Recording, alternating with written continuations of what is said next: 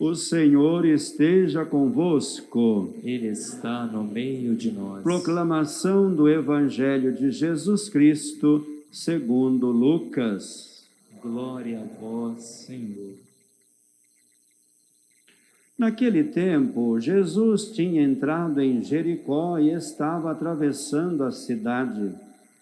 Havia ali um homem chamado Zaqueu, que era chefe dos cobradores de impostos e muito rico. Zaqueu procurava ver quem era Jesus, mas não conseguia por causa da multidão, pois era muito baixo. Então ele correu à frente e subiu numa figueira para ver Jesus, que devia passar por ali. Quando Jesus chegou ao lugar, olhou para cima e disse: Zaqueu, desce depressa, hoje eu devo ficar na tua casa. Ele desceu depressa e recebeu Jesus com alegria. Ao ver isso, todos começaram a murmurar, dizendo: ele foi hospedar-se na casa de um pecador. Zaqueu ficou de pé e disse ao Senhor: Senhor, eu dou a metade dos meus bens aos pobres, e se defraudei alguém, vou devolver 4 vezes mais.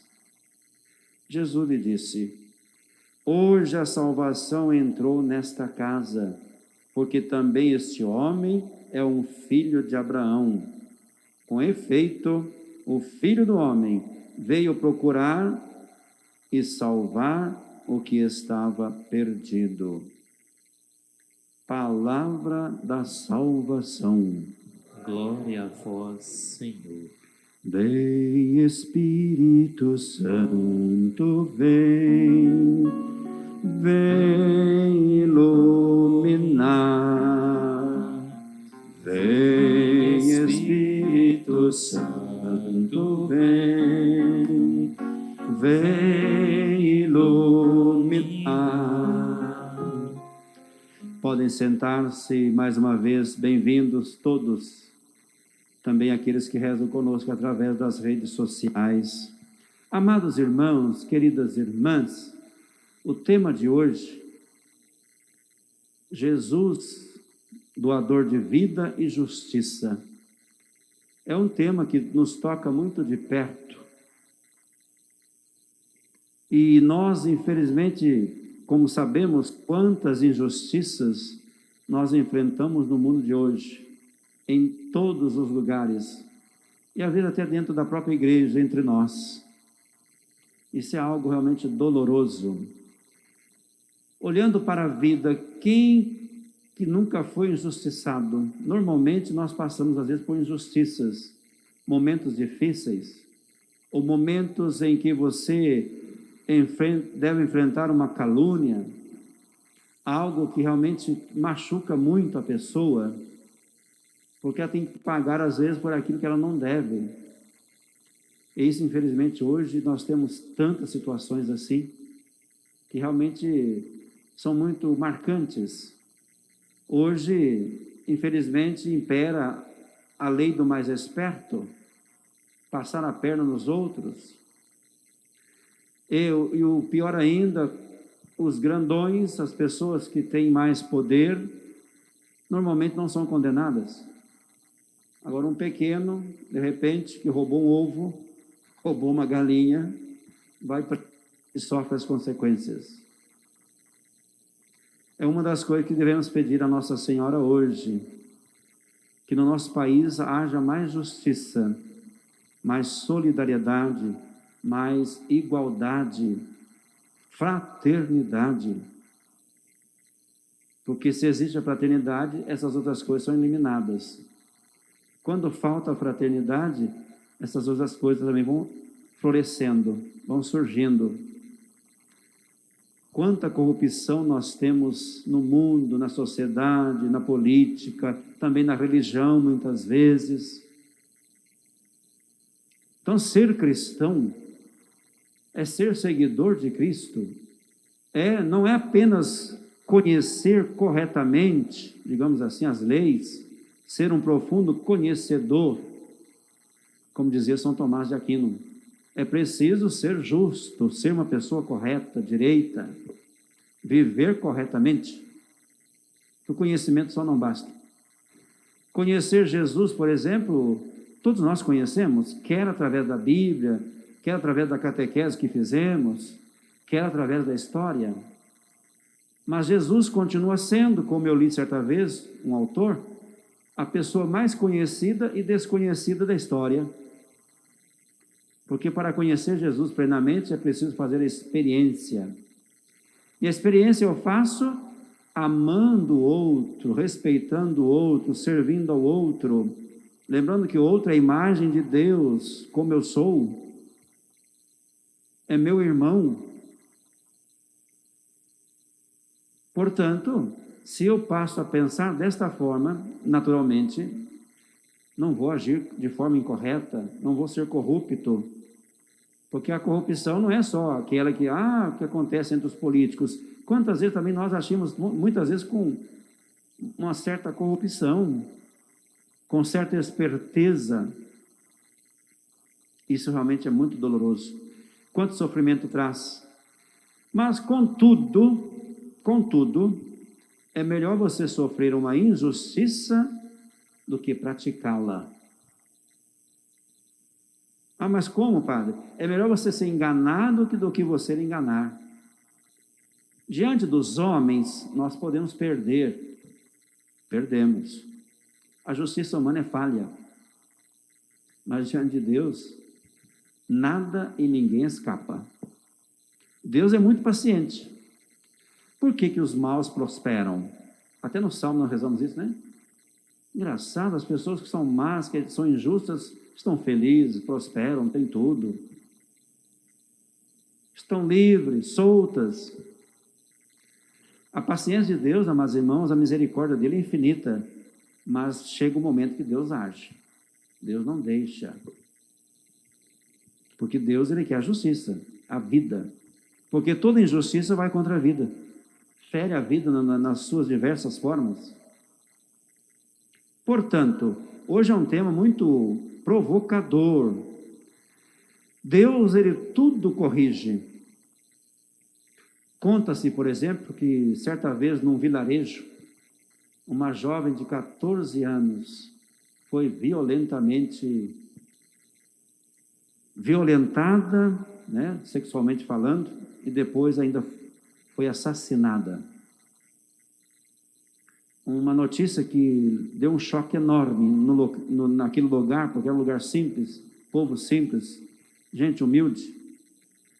Aí foram fazer as pesquisas para ver quem era o culpado, como tinha acontecido aquilo.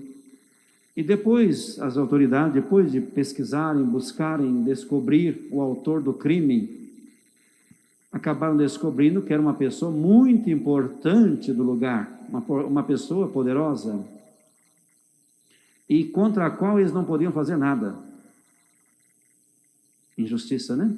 Domina aquele que tem poder. Aí o que fizeram? Tentando dar uma resposta à solução, jogaram a culpa no mendigo que vivia naquele lugarejo, uma pessoa simples, uma pessoa humilde, que não significava nada, mas jogaram a culpa nele. E ele então foi levado ao tribunal, etc., todo esse processo que se faz. Conseguiram encontrar testemunhas falsas contra ele, mas ele, na sua humildade, sua simplicidade, que é uma pessoa extremamente simples, ele sempre dizia: eu sou inocente, não sou o autor do crime, mas ninguém acreditava nele. Então o que ele fez? Ele se colocou em oração e pediu a Deus que a justiça fosse feita, que Deus fizesse justiça.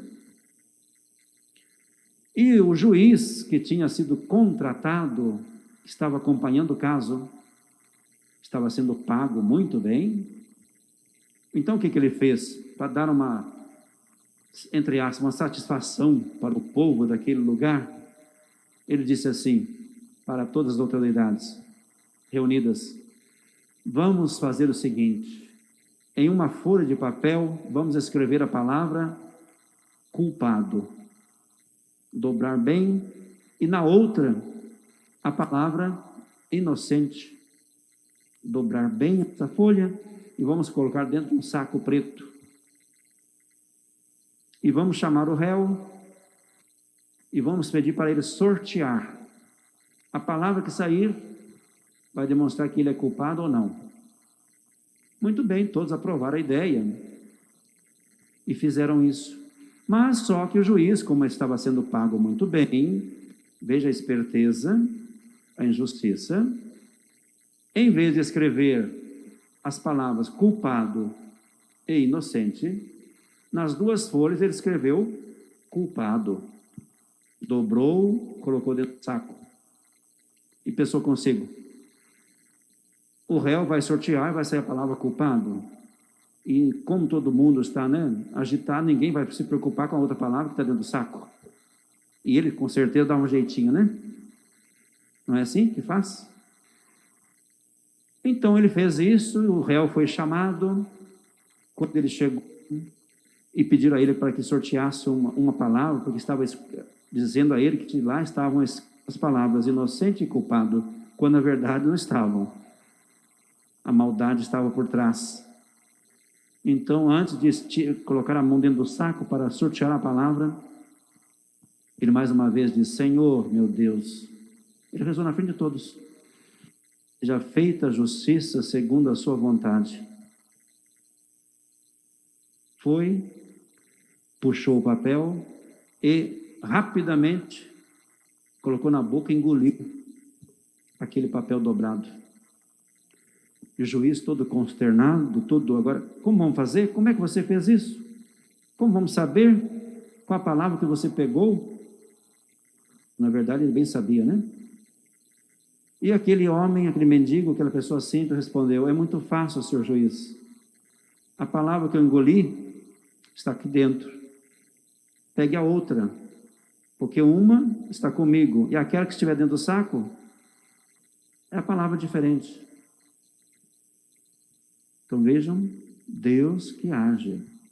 Deus certamente tocou no coração dele, ele teve esse gesto. E dentro do saco, naturalmente, encontrou a palavra culpado. E ele foi inocentado. E de fato era inocente. A culpa era do poderoso do lugar, e não aquele homem simples.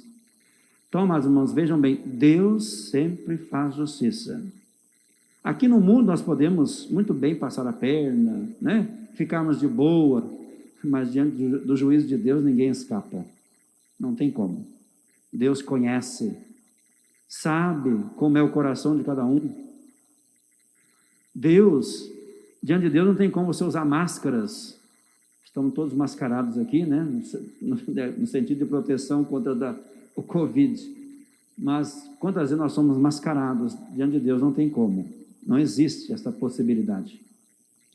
E a grande figura bíblica dessa noite é Esther, que vamos refletir também à noite. Esther foi uma das grandes mulheres do Antigo Testamento. Ela tornou-se lá esposa de Assuero, aquele rei poderoso, mas infelizmente tanto ela como o seu povo estava correndo o risco de ser massacrado. O que ela fez? Deixou tudo, colocou-se em penitência, rezando insistentemente com outras amigas, pedindo a Deus que desse uma luz para que ela pudesse ter a graça de chegar até o rei e alcançar a graça que ela precisava. A libertação da sua vida e da vida do seu povo, que estava em grande perigo. Então ela rezou e se apresentou diante do rei, e o rei estendeu o cetro para ela, quer dizer, acolheu, que normalmente não faz, acolheu, e então perguntou: o que você deseja, qual é o seu desejo, qual é o seu pedido? E ela exatamente pediu a salvação, que fosse preservada a sua vida e a vida do seu povo. E ela conseguiu. Graças à sua vida de oração, porque ela acreditava em Deus. Veja aí, Deus praticou a justiça. Ela conseguiu libertar a sua vida e a vida do seu povo. É uma mulher forte por isso. Mulher que confiou, que não perdeu a fé, não vacilou, orou, rezou e Deus atendeu. Então vamos pedir a Deus que nos momentos difíceis da vida, sobretudo quando também sofremos alguma injustiça, calúnia, corrupção contra nós, se tivermos a consciência reta, se somos inocentes, podemos ter a certeza, eu posso ser condenado humanamente, mas diante de Deus jamais. E Deus não falha. Deus pode tardar, mas não falha. E diante dele nada escapa. Vamos pedir hoje então nessa novena, nesse 5º dia, pelas mãos de Nossa Senhora, a Mãe da Igreja, que no nosso país, na nossa sociedade, haja mais justiça e menos injustiça. Que haja mais compromisso, responsabilidade, amor, fraternidade e menos corrupção. Inclusive entre nós também cristãos, que possamos ser pessoas coerentes conosco, com a vida, com Deus, com os irmãos. Amém?